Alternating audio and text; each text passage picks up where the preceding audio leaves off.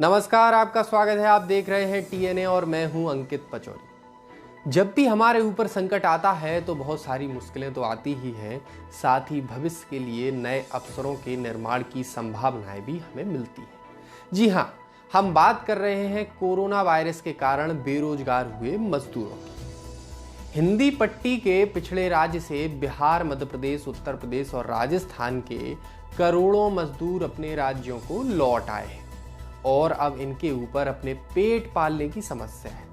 अब राज्य सरकारों की जिम्मेदारी है कि इन उद्योगों को बढ़ावा देकर इन्हें रोजगार देने की कोशिश करें। ऐसे समय में सुधार गवर्नेंस में होना चाहिए था, जबकि सरकार ने लेबर लॉ को सस्पेंड कर दिया है। दरअसल उत्तर प्रदेश, मध्य प्रदेश और राजस्थान ने अपने अधिकतर श्रम कानूनों को 3 साल के लिए खत्म कर दिया है।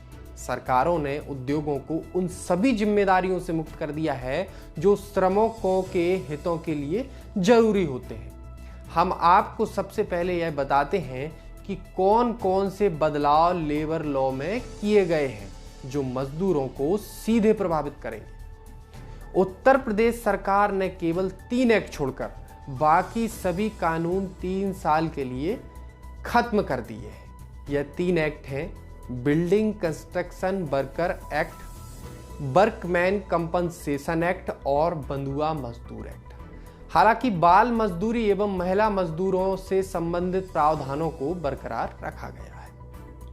वहीं ट्रेड यूनियनों को मान्यता देने वाला कानून खत्म कर दिया गया है।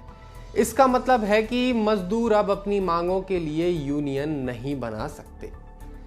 मध्य प्रदेश में 50 से कम मजदूरों वाले उद्योगों को लेकर कानूनों से बाहर कर दिया गया है, यानी अब वहां श्रम विभाग के अधिकारी निरीक्षण नहीं कर सकेंगे।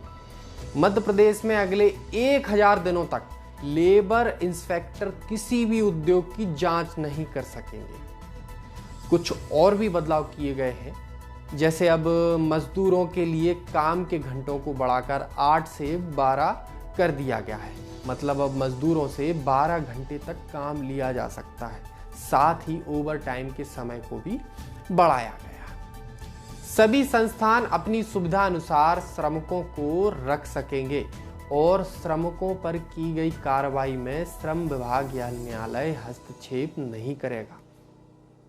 तो हमने आपको बताया कि सरकारों ने कानूनों में क्या बदलाव किए, लेकिन यह जानना भी जरूरी है कि इन बदलावों के पीछे सरकार की आखिर क्या मंशा है। तो हम बिंदुवार आपको यह भी बताते हैं। सबसे पहले तो सरकार तेजी से उद्योगों को चालू करना चाहती है, जिससे उत्पादन बढ़े। पहले ही मंदी से जूझ रही अर्थव्यवस्था को लॉकडाउन से गंभीर संकट पैदा हो गया है। ऐसे में सरकार के मुताबिक यह बदलाव आवश्यक थे ताकि अर्थव्यवस्था में तेजी आए, और वहीं चीन के लिए पूरी दुनिया में अविश्वास पैदा हुआ है। तो विदेशी कंपनियां चीन छोड़कर जाने वाली हैं, जिन्हें भारत सरकार आकर्षित करना चाहती है। लेकिन इसमें भी एक पेच है।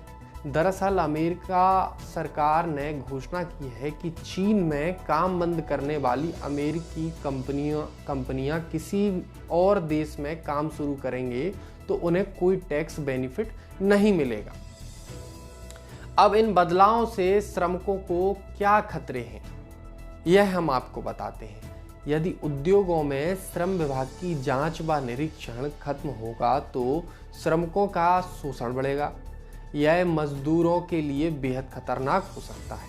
मजदूरों को यूनियन की मान्यता ना मिलने से उनकी आवाज कमजोर होगी और 12-12 घंटे की शिफ्ट उनके स्वास्थ्य पर बुरा असर डाल सकता है। उद्योग मालिक अब मजदूरों के हितों का ध्यान रखे बिना केवल अपने फायदे के लिए काम करेंगे, जिससे मजदूरों की सुविधाएं खत्म हो जाएंगी। आरएसएस से जुड़ी संस्था भारतीय मजदूर संघ भी इन बदलावों का विरोध कर रही है और उसने आंदोलन करने की चेतावनी भी दी है। हम मानते हैं कि इस मुश्किल समय में अर्थव्यवस्था को पटरी पर लाने के लिए सख्त निर्णय लेना जरूरी है, लेकिन सरकार को मजदूरों के कानून बदलते समय बहुत संवेदनशील होना चाहिए। लॉकडाउन के बाद हजारों किलोमीटर पैदल चलकर अपने घरों तक पहुंचे मजदूरों की हालत पहले से ही बहुत खराब है। अब सरकार के ऐसे निर्णय से उनका जीवन दुखद नहीं बनाया जाना चाहिए।